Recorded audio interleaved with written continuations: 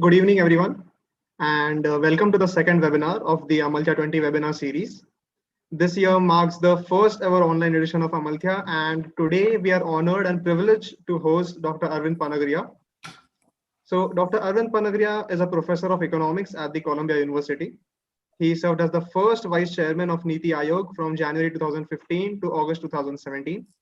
He has also served as India's G20 Sherpa, leading Indian teams that negotiated the G20 communique. He was the chief economist of the Asian Development Bank and has been a professor at the University of Maryland at College Park. He has also worked for the World Bank, the World Trade Center, and the International Monetary Fund, among others. So Professor Arvind Panagariya holds a PhD in economics from the prestigious Princeton University. He is a prolific writer and has written more than 15 books.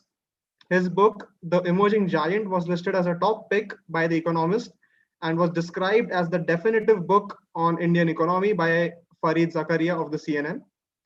Scientific papers by Professor Panagariya have appeared in top journals like the American Economic Review and the Quarterly Journal of Economics.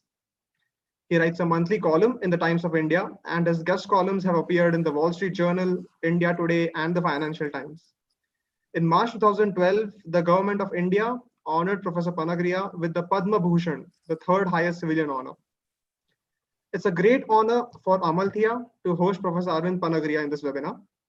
So a few instructions before we start with the webinar. We will have the talk for the first 20 minutes, and then we will follow it up with a Q&A session. So due to the time constraint, we may not be able to take up all the questions, and hence we would be only taking up the most relevant ones.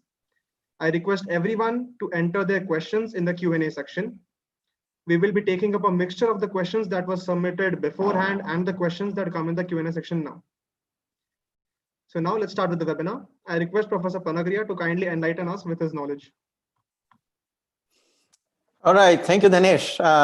Really pleased to be with all of you. I can't see you all, but it really is a great pleasure to be. Let me see if I can get to the, okay, so you have blocked my view, right? Okay. All right, so what I'm going to do is give you a little bit of introduction to the Indian economy. Hopefully, I'll also get to some issue on what we need to do next, but let us see. I want to keep the time for Q&A because that is where I think you would feel much more engaged. So we started India's development soon after the independence, and we have the data starting from 1950-51. And I think the simplest way to look at this is to look at what happened to our per capita incomes, right? So what I'm going to do, I'll share screen. What I'm going to do is put a few slides on this during the presentation. And let's see, we go there. All right, so I think the very first slide will give you, this is really my kind of favorite slide. What I've done here is to put index per capita income of India. This is in real terms. So we have, this series corrects for all inflation. So this is in real terms. These are 2004-5 rupees. And then I have indexed it to 100 in 1950-51. So you can think of this as that, suppose, there's the income per week for a household or for an individual was 100 rupees per day or per week, whichever. It's really per day would be too much. It's per week more likely, but whatever you want to think. Mainly it is indexed to 100 so that you can compare the profile over time of per capita income. And what you would really see is that the income rose extremely slowly. All right, these are practically the first 30 years or 28 years of my life. I was born in 1952, and you can see that from 100 till about 79, 80, we had reached only 150. All we did was to add to per capita income just 50 rupees over on 100. very slow growth. 1980s was little better. So this is 1989, 90. It gets to 210. But still, in comparative terms, we added in 10 years what we had taken 30 years, or we added more actually, about 60 here, than what we had done in first 30 years. So that tells you. And then the following 10 years, this is 1999, 2000, we added a little below 100, but certainly a lot more than we had added in the 1980s. So 1980s, 1990s, and then you go from 302 in the following 20 years to 851. So this is one kind of single stretch I have given you. Part of it, of course, is the base has been changing. So, for the same growth rate, you add a bit more. But it's not just that. It is very clear that growth happened. Growth accelerated. I think, following 1980, we accelerated a little bit. 1990s, we accelerated a bit more. And then we accelerated a lot more. So just for comparison, for instance, for the GDP, not per capita, but for GDP, during this phase of about first 3 decades, we grew 3.7, 3.8% for the GDP. And if you take the population growth out of it, which is more than 2%, you're hardly growing at a little over 1% in per capita terms. So it's very slow growth, very slow growth. This is a period during which approximately 7% growth is what we are doing. Starting from after 2002, starting from 2003, our growth rate has been more than 7%. And what happened here? So a lot of our economic history is about what went wrong during these years. It's not that any the objectives that somehow the government was pursuing wrong things. Certainly, the objective always was to combat poverty, and it was thought that the best instrument to combat poverty was growth.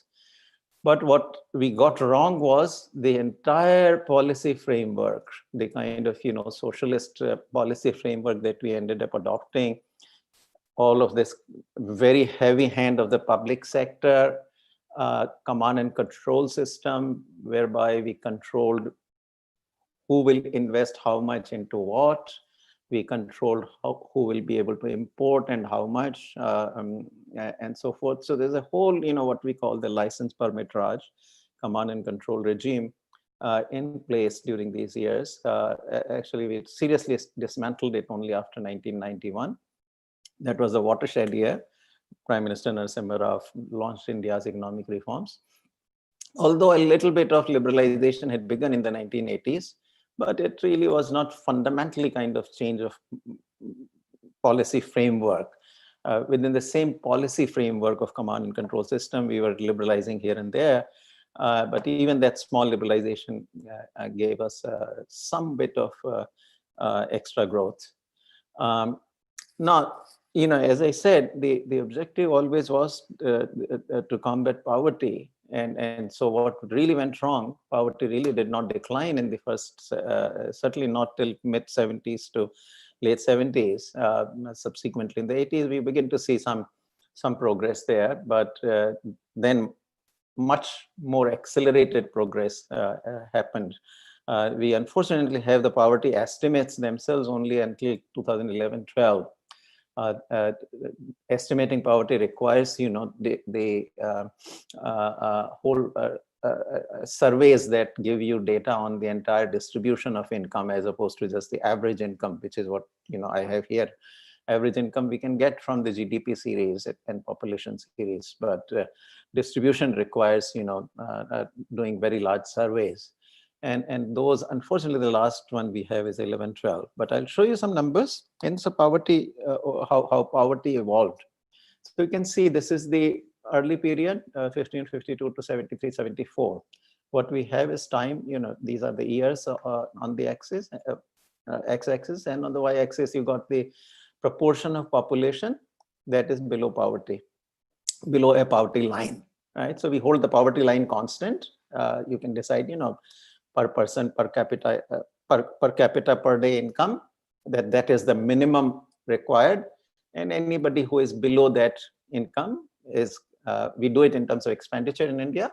So anybody whose expenditure is below that threshold level, which we call the poverty line expenditure, is poor. So these are all numbers. The red line gives you, for different years, how poverty evolved.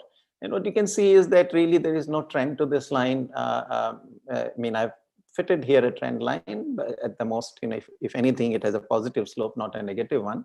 You would like over time poverty to be declining, but it just didn't happen, simply because you started extremely poor, and increases in incomes were extremely slow.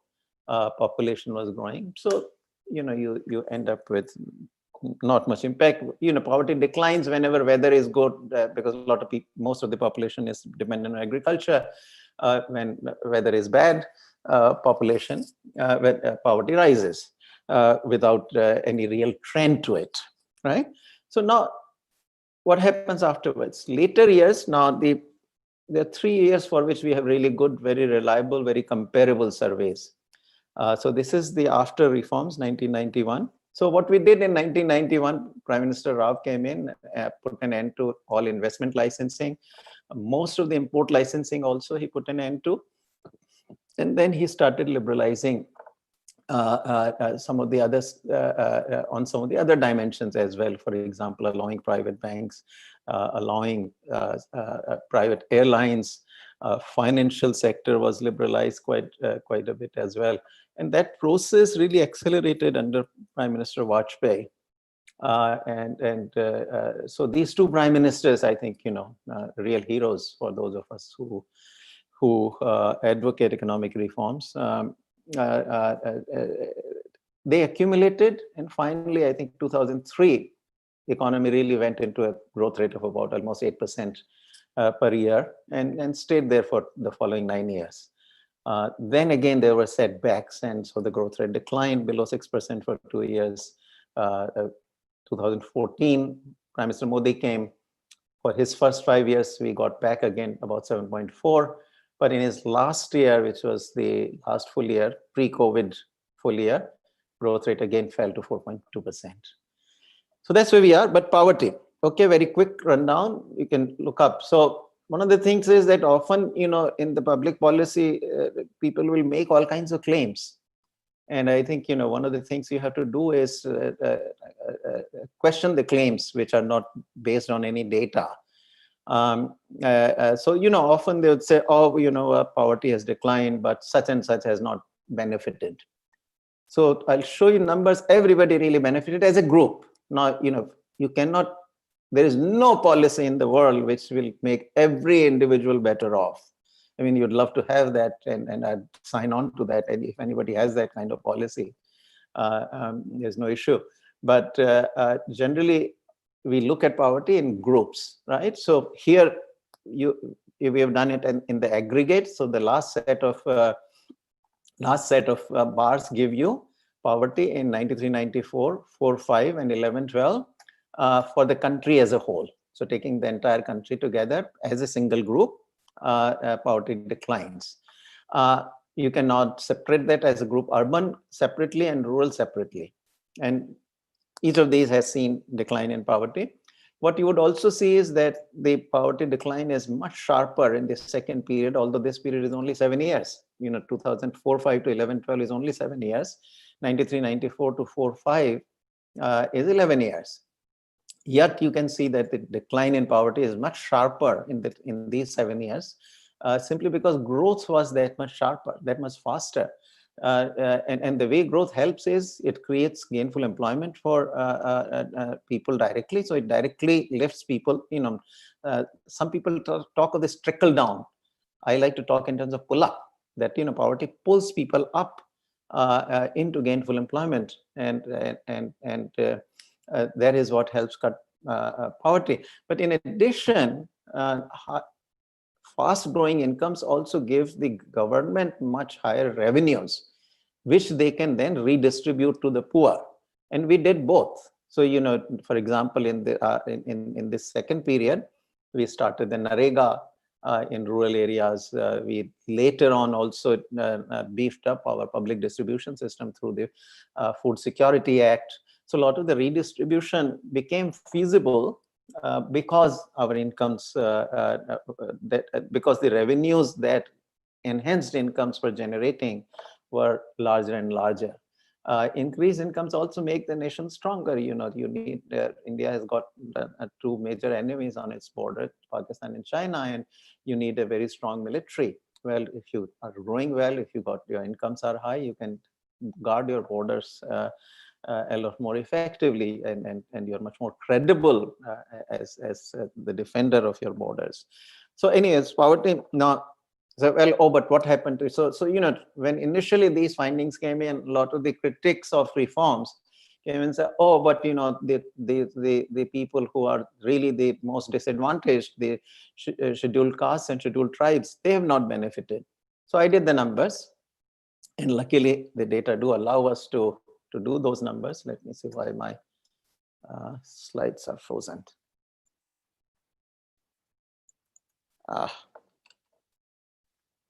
Okay, let's see.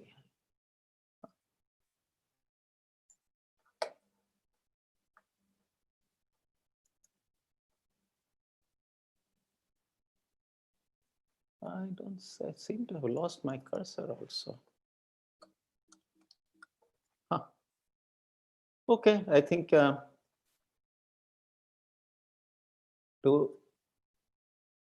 do you have a way to fix this? So, I mean, if you could share the presentation to me or the Amalthea ID, then No, maybe we could share it. I can't. I don't even see the cursor. I can't. For me, the only way to do it would be to shut it down, because it's not letting me. I mean, I want to stop. If I mean, I can do the rest of the talk without it. Enhanced. So there's some enhanced encryption which is not letting me. See, new share. Well, let's see. Good. Okay. At least I still don't see how to stop this. I just want to stop share, but it lets me, go into the upper menu, but not the lower menu where it says stop share. Why can't I stop share? It's not letting me. So even we can stop share. So maybe we'll stop the sharing and then you can try sharing it again. Oh, if you can stop sharing, do that. I think that will help. Yes, so we'll try to do, yeah.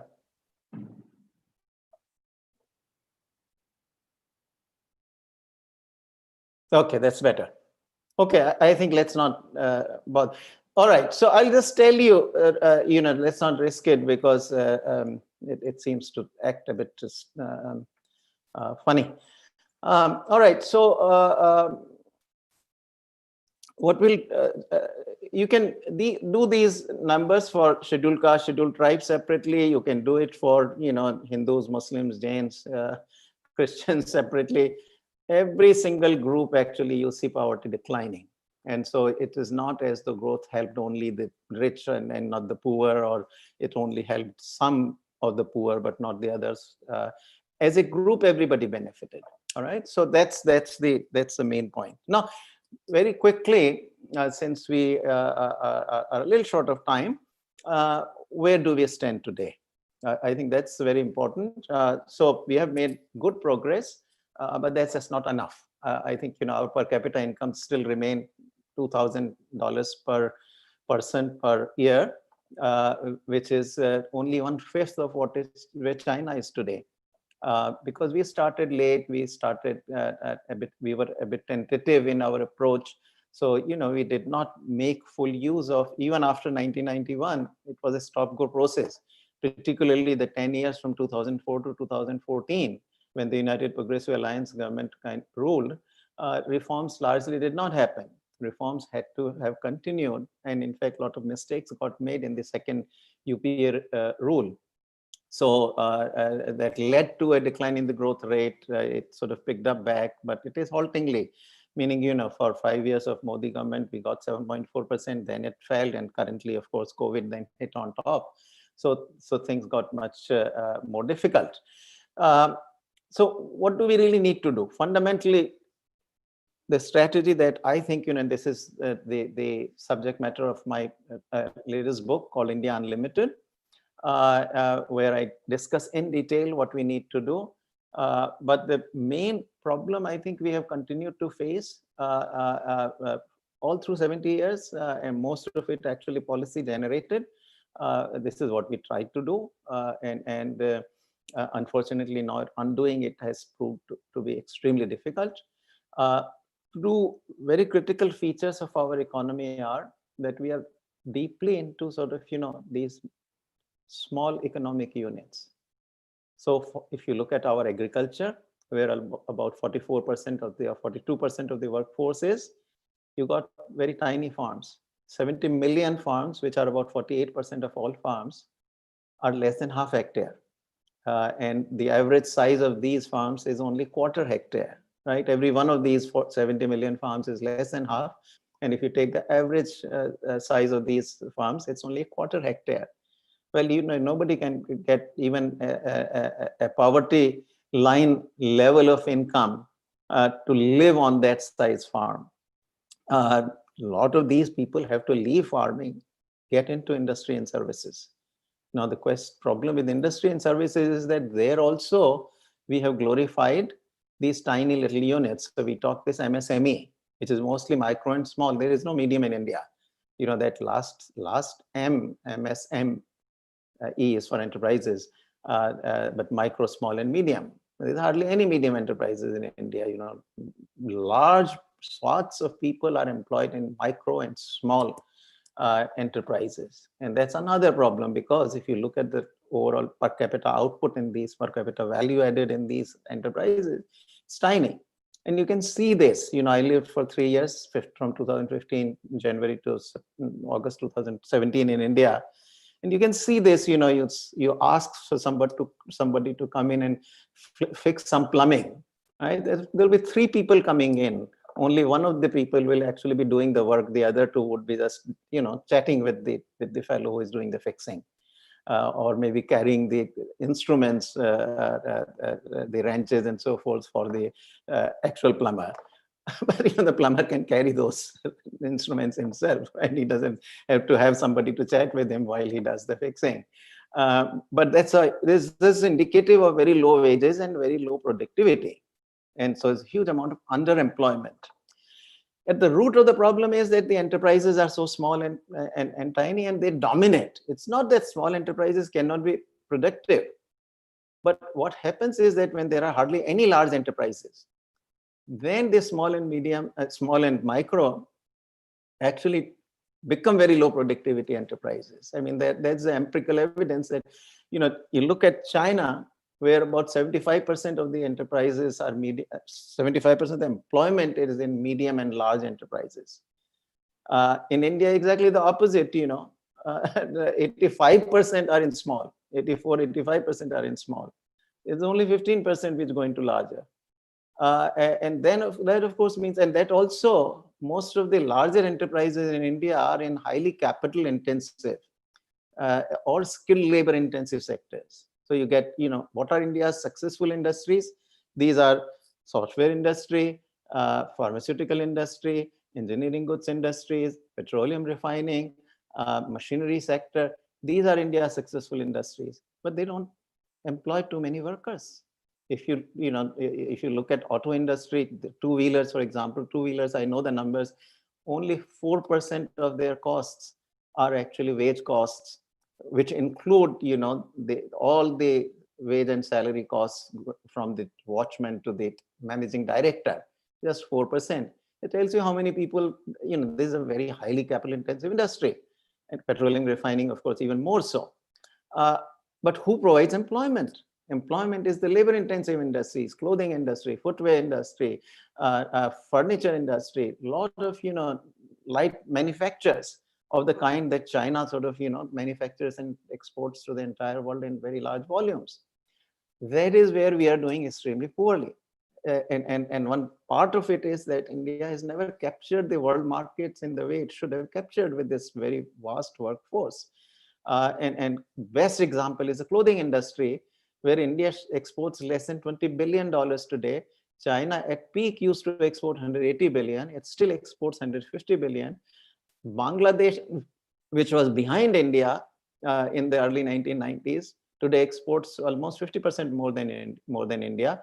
Vietnam, which till 5 years ago, 6 years ago was behind India, is now racing along, on these labor-intensive industries.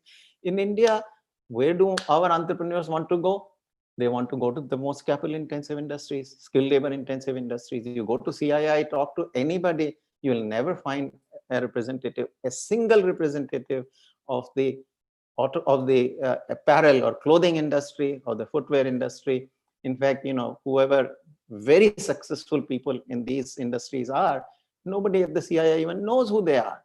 I mean, I used to, when I used to go and speak to them, I would tease them and say, well, who do you think is the largest exporter of clothing from India? They would have no clue. So, there's this what I have come to call the Brahmanical attitude that, will do software, will do all the chemical industry, will do all the petroleum refining and all, will do pharmaceuticals, but, shoes and clothes, these are beneath our dignity. I mean, that's a sort of, attitude that has evolved over time. But the big employment is there in these sectors. And in any case, there's no way you can bring farmers out there and train them into becoming software industry workers. You cannot. You got to sort of, but you can train them. I talked to to Harish Ahuja, who is the owner of the Shahi Exports, which is largest clothing exporter.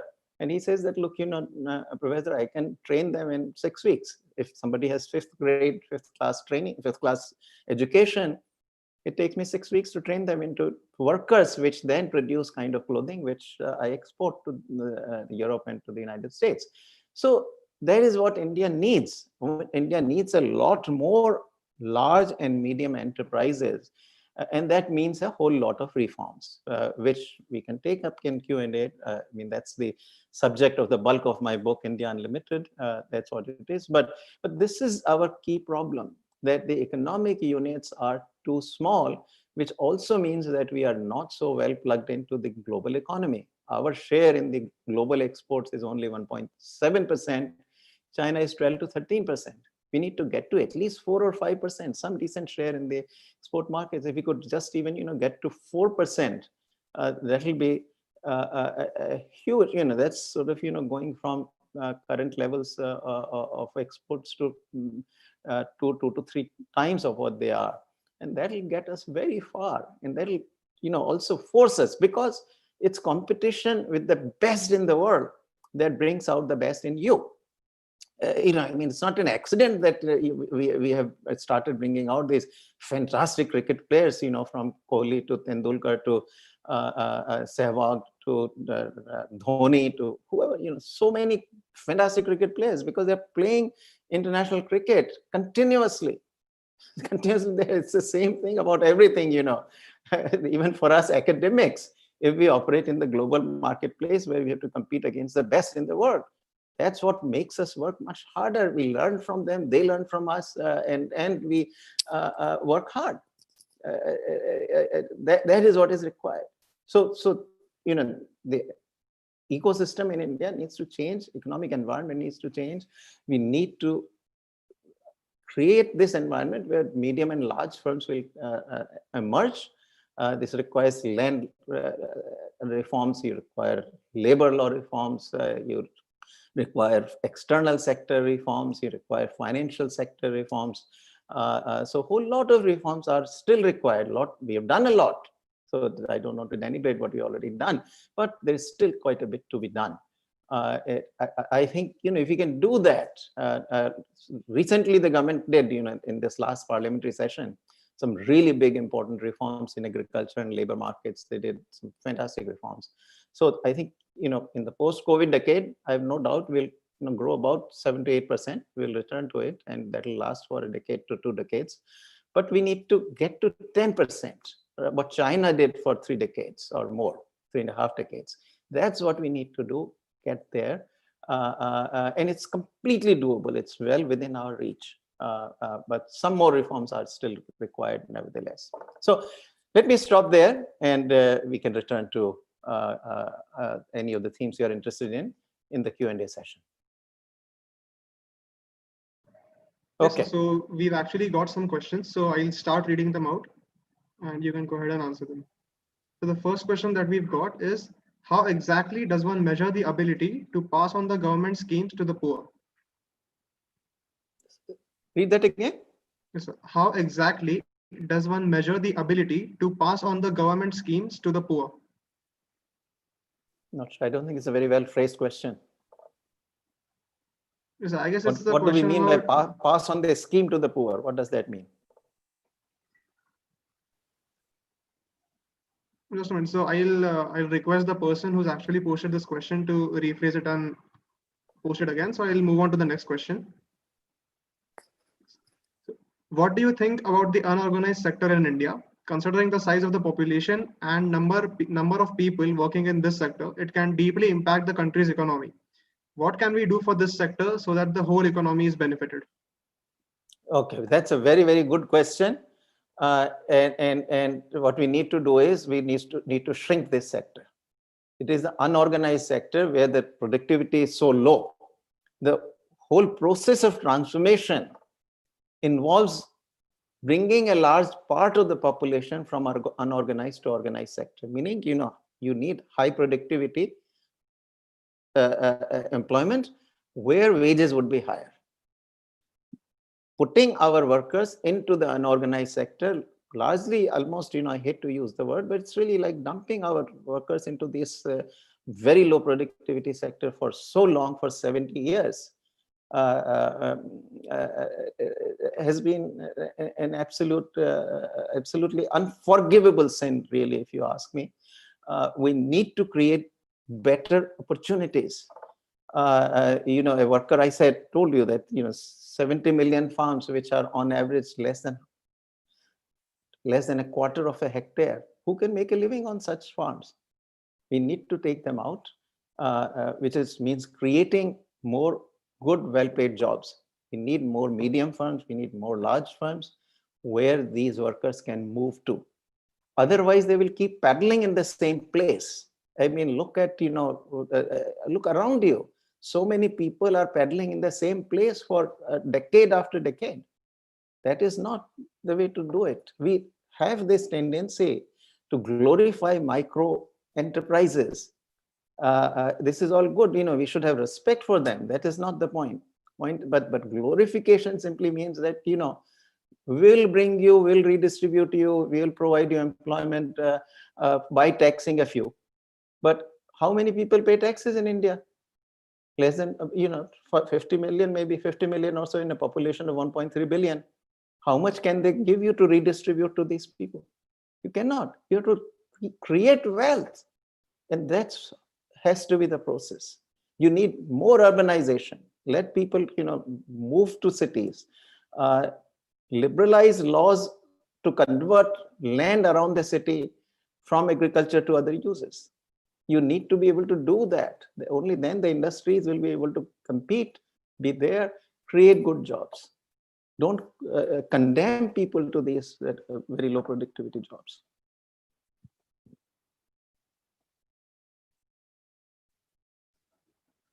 Yes, sir. The next question is, with work from home being the new normal and offices letting go of workspaces, do you think there is going to be a permanent change in the housing and real estate market in India and around the world? Some changes will certainly, I think, survive. Some changes will stay. And in our own sector, for example, education, I wonder if this is going to, from what we have learned in the last 6 months, whether there will be much greater globalization of, because, we have all learned that a lot of the education can be done online. And so that will change. Some other sectors maybe too, but by and large, I think, for most part, we'll go back to doing the way we used to do things. Some changes will happen in some sectors more than others. But real estate, I do not know. I mean, because the office space. So some impact possibly will happen. But as economies began opening up, more and more workers started going back to work.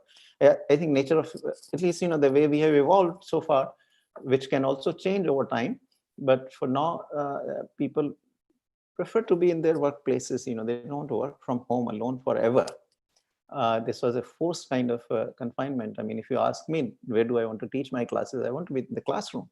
I want to be there with the students. I mean, this is, to me, this stopgap, and the sooner we can return to classrooms, the better.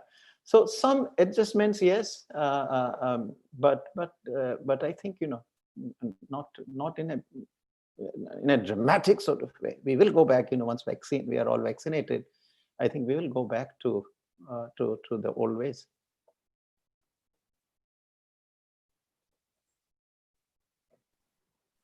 Yes, sir. The next question is, what should we do to improve the contribution of the labor-intensive industries?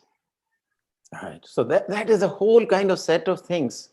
One, we need to be much more liberal on our external, markets. What we have been doing, and disconcertingly, actually, in the last 3 years, we have started moving even more now into these import competing or import substitution kind of policies. This was our failed policy of the first 4 decades, from 1950 to 1990. It's very enticing when you see that all these goods are being imported, and potentially I could add to my GDP by keeping the imports out and producing domestically. But it doesn't work that way, because when you restrict your imports, I mean, in the end, remember, why are you exporting? You are exporting because you want to import. I mean, if you didn't want to import, then why would you export? I mean, that would be like taking all your exports and dumping them into the ocean, right? If you don't want to import, what is the difference between exporting it to any other country or taking your exports and dumping into the ocean, right outside to the Arabian Sea? Because if you don't want anything in return, then there's no point. So this whole idea of import substitution, which failed, and that only, less imports translate ultimately into less exports. They would. You can look at import series and export series, they all move together. When your exports accelerate, your imports also accelerate, and vice versa. So that's one thing we need to be open. Rupee needs to be competitive. We have a tendency of this, we want a strong rupee. But of course, strong rupee makes your goods uncompetitive on the global marketplace. I mean, just think of it, if the rupee is strong, so your exchange rate is 60 rupees, versus rupee is weak, where your exchange rate is 70 rupees to a dollar. Well, then if your cost of production is 65 rupees of anything, dollars worth of product, any product that sells in the world market for $1, at 60 rupees of the exchange rate, you will become uncompetitive. At 70 rupees, you are competitive. So you need the exchange rate to be not overly kind of overvalued. I mean, you don't want rupee to become excessively overvalued. You want to keep it, if anything, undervalued. So that's the second thing. Third, labor law reforms. We did fantastic reforms in the last Lok Sabha. Our labor laws were a mess, complete mess. So now we have codified them into 4 separate codes, which is very good. We have also done some liberalization, but we need to do a lot more. I think still this was for a first step, this was a fantastic thing, but it's still, we are not quite there. Because even now, one of the things I'll point out to you is that now any enterprise which has 300 workers or more today in India has no rights to fire its workers. Now, enterprises generally don't want to fire workers, they want them to work. I mean, they're there in the business, so they want them to work. But often there are reasons for which they need to be able to fire workers. But if you make the law such that you can never fire them, and you can't even close down your enterprise, well, then somebody who wants to make an investment fears investing, especially when in labor-intensive industries. Why our enterprises in labor-intensive industries, clothing, footwear, etc., are significantly lower than in Bangladesh, in Vietnam, and of course with China, we have no comparison. They have enterprises sometimes going to hundreds of thousands of workers. We rarely get even enterprises with thousands of workers. And that's because the fear of the labor laws. That's tomorrow if the enterprise becomes unprofitable, how do I close down? I can't close down because I can't lay off my workers. So labor laws still have some ways to go. Now, this new legislation actually that I referred to this last September Parliament, it allows the states to change that limit. So Gujarat has been really a pioneer in labor law reforms. Rajasthan and Gujarat, they should now raise that limit from 300 to something like 5,000, 10,000, so that the larger enterprises will begin to emerge. Land, I have said, we need. I mean, land has become a mess in India. We can't build tall buildings because the floor space index is very low in India. Look at New York and look at Singapore and then look at Bombay. South Bombay, hardly any tall buildings are allowed. So the floor space index is 1.3. You can't. So you need to, this land shortage is enormous. And there's so much unused land also. So much, all the old companies that got shut down. Bombay had these vast number of these textile companies which shut down. What happened to their land? Their land is still tied up, not on the market. So land is the other. And the third is the capital market, which really means financial sector reforms. I think our banks are still in trouble because of the NPAs. They were originally not cleared, and which is the reason this growth in 1920 fell to 4.2%. And when we went into COVID, we went with a very weak financial sector. And we are still not quite addressing the problem because, even when we announced the latest package, Atmanirbhar Bharat 3, we have not said much about what we are going to do with, because, after COVID, there will be more bankruptcies will happen. Now, that will mean more non-performing assets for the banks. And that will, of course, impact their ability to offer new credit. So they need to be recapitalized yet more. Unfortunately, it's not something we ought to do, but down the road, we need to privatize many of these banks. Why does the government need 12 banks? There are social objectives. You can have State Bank of India, which is the largest one. It can do all the social objectives. The government can pursue all the social objectives with that bank. But having 12 banks in this,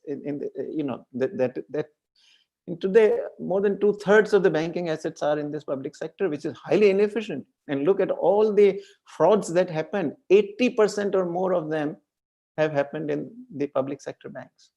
So that again is something that needs to be done. So the next question. As it was estimated in 2018 that if the Indian GDP continues to grow with a rate of 8%, by 2045, we would become the world's second largest economy, only behind China. Do you still believe the goal is realistic? And what is your general outlook about the Indian economy in 25 years from now? Yeah, no, I think this is totally feasible. By my estimate, we are really still behind. If you read my writings, even in the press, I've been writing once a month for more than 20 years now. You see, I was very impatient about the reforms and they didn't happen. And we lost 10 years during 2010 to 2004 to 14. We did nothing practically. There's some little things happened, but overall, I think those are lost 10 years because we'd already done almost 10 years of reforms from 91 to 2003. And it's a pity that we lost those 10 years. We already were so late. Think of it. South Korea, Taiwan, Singapore, India, China, they all started in the same place in 1950. Our per capita incomes were not dramatically different, maybe 10%, 15% more or less. Till 1980, we were at least 10 to 15% higher per capita income than China. But today, China is 5 times us. We can never catch up. You see, the past since hurt you for the entire, hundreds of years to come. That is how, the history determines your course. That is how much. So we need to move faster. If we can do that, it's certainly, I'll tell you why it's possible.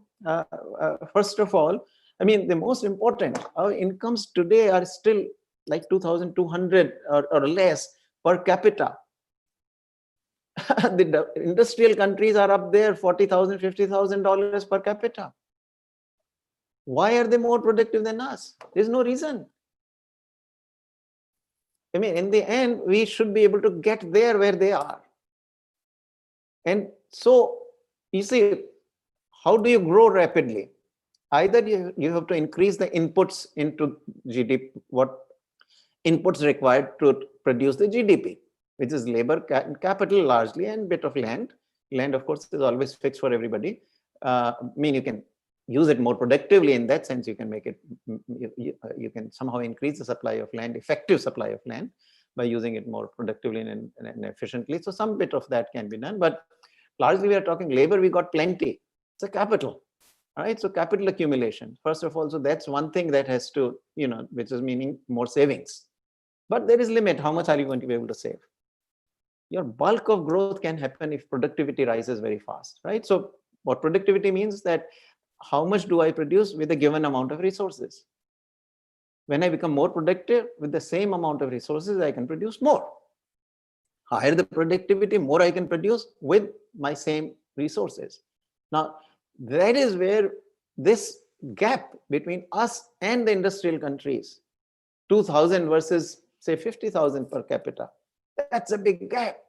And there we can get, that gives us that much of gap in productivity, and we can really quickly get there. So that allows us to grow. For America cannot grow at 10% or 8% or even 6%.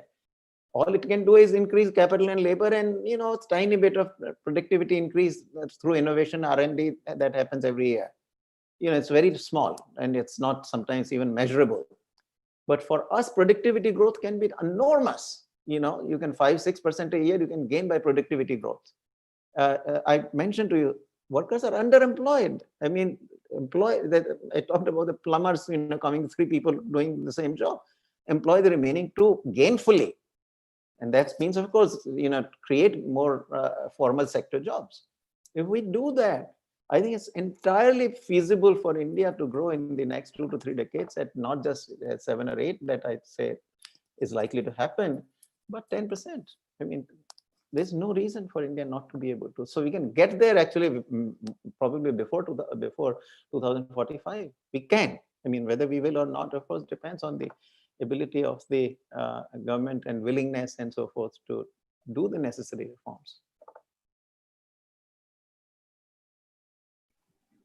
So the next question.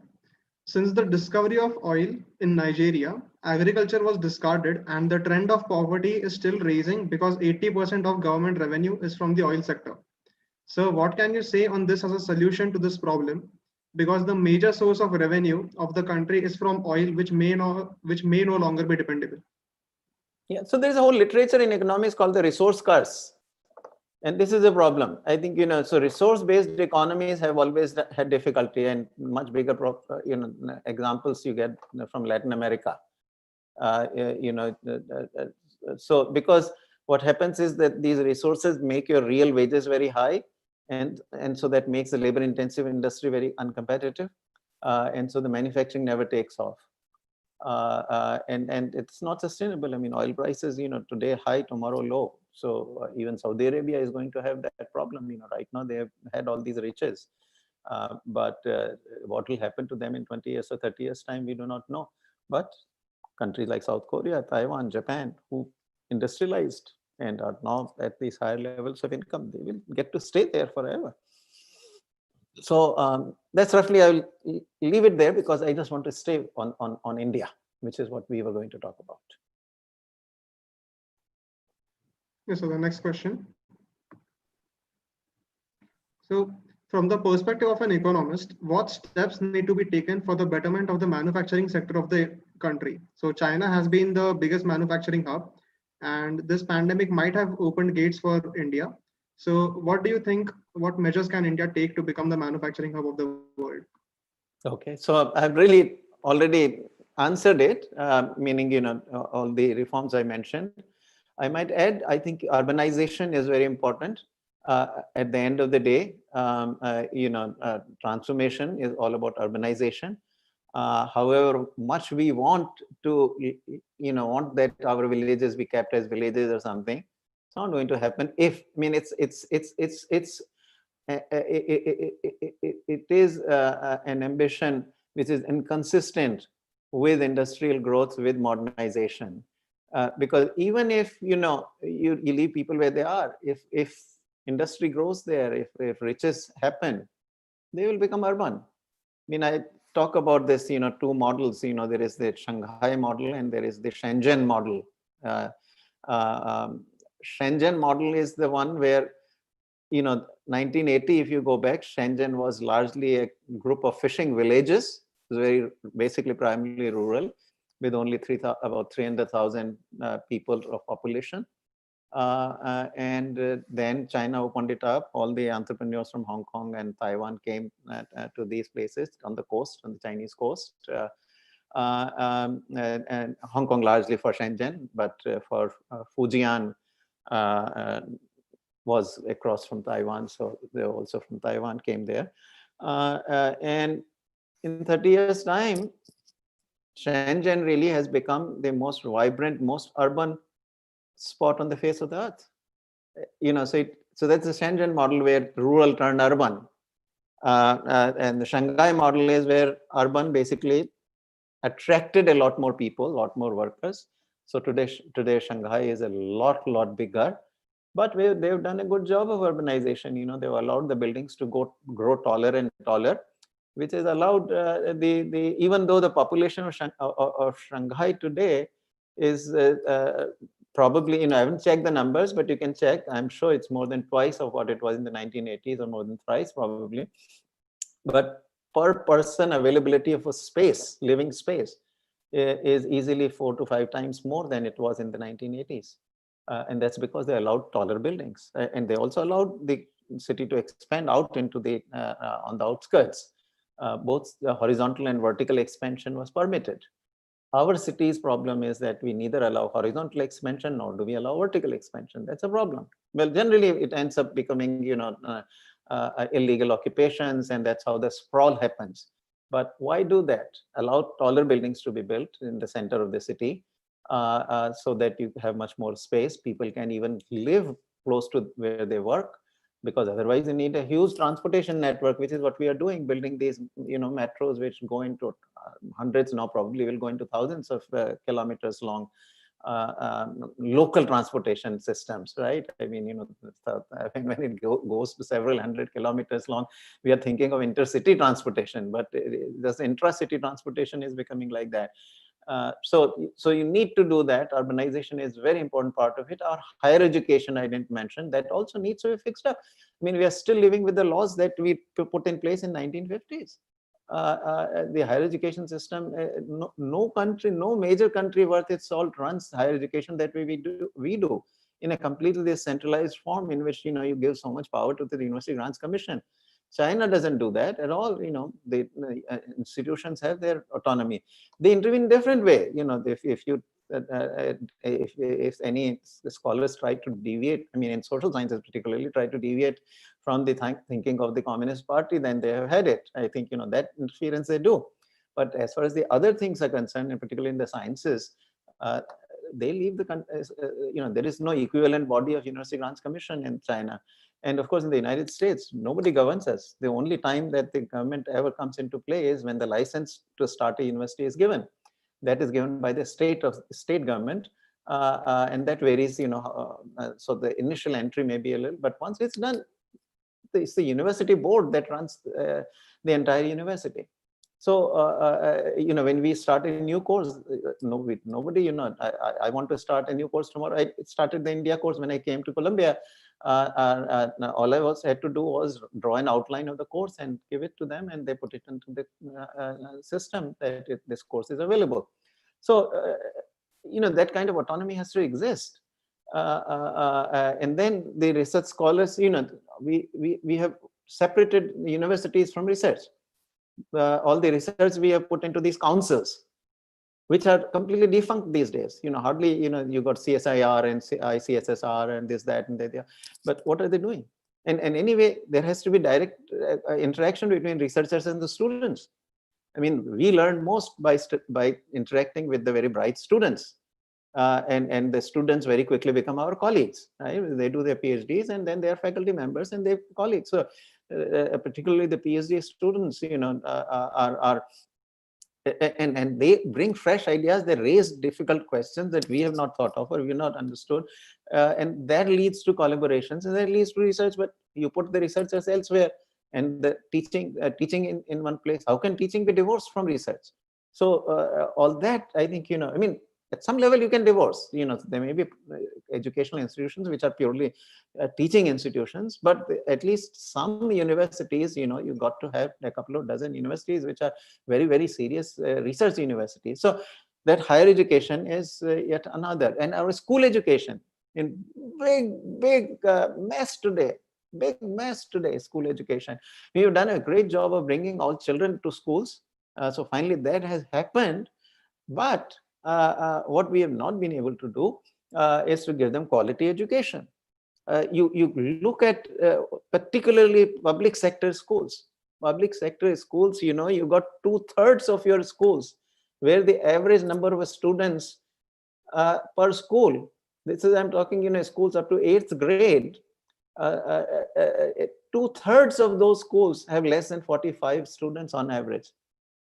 They are all schools with less than 100, and if I take the average, it's about 45. In some of these schools, in these 2/3 of the schools, the government is spending 40,000 rupees per pupil on teacher salaries alone.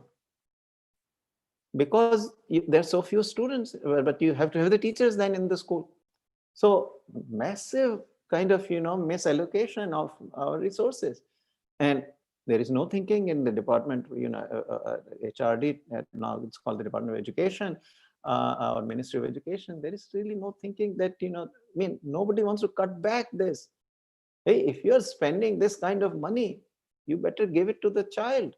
I mean, my take is that we should give it in the form of some sort of education vouchers. If you're spending per, even at least give them central government. I mean, the government employees actually get a fairly large sum of money, 8 to 10,000 rupees per child per year for sending their children to schools. Well, then why not the poor people? Give some of the money, but what we are doing is using the hard-earned taxpayers' money to then hire these school teachers who are largely absent in the schools. They are not there. Teacher absenteeism is rampant, and moreover, when they are present, they are not doing their job.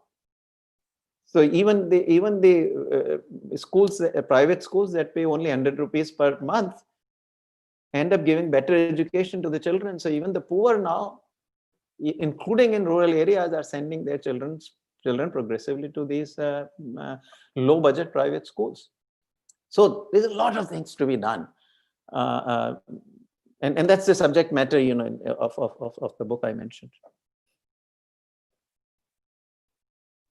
So we are already past 9:30. So if it's okay, can we take one last question? Do that. Yes, sir. So as people in the technical sector and as budding engineers, what can we do to enable the rate of growth and contribute towards the country's economy?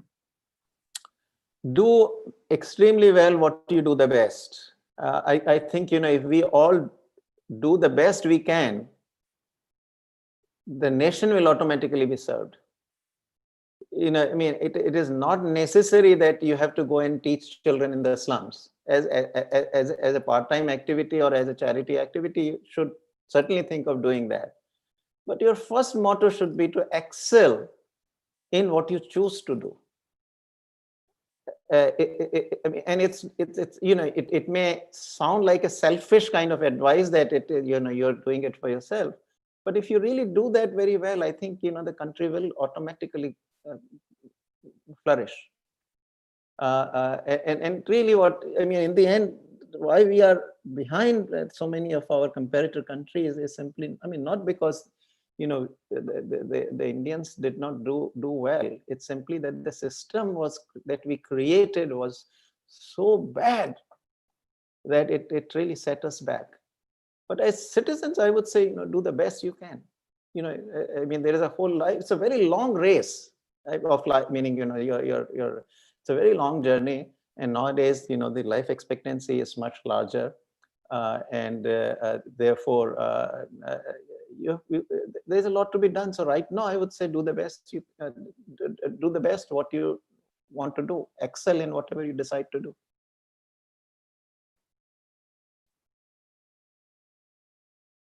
Okay, we lost you? Yes, I'm back. Sorry, I had some network issues, so I got disconnected for a while. Okay. Yes, sir. So thanks for coming here.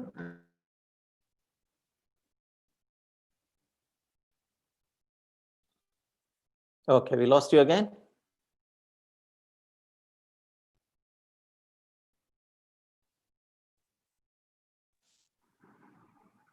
Okay, you're back. Yes, I'm really sorry. I'm having some network issues. No, that's okay. That's all right. Yes, sir. So thanks for coming here and addressing this webinar. It's been a great pleasure to have you, and we've all had a lot to take away from this webinar. So I would also like to thank everyone who's attending this webinar, everyone who's attending this on Zoom, and also to people who are watching the live stream on YouTube. So thank you, Professor, for coming to this webinar, and we hope to see you again.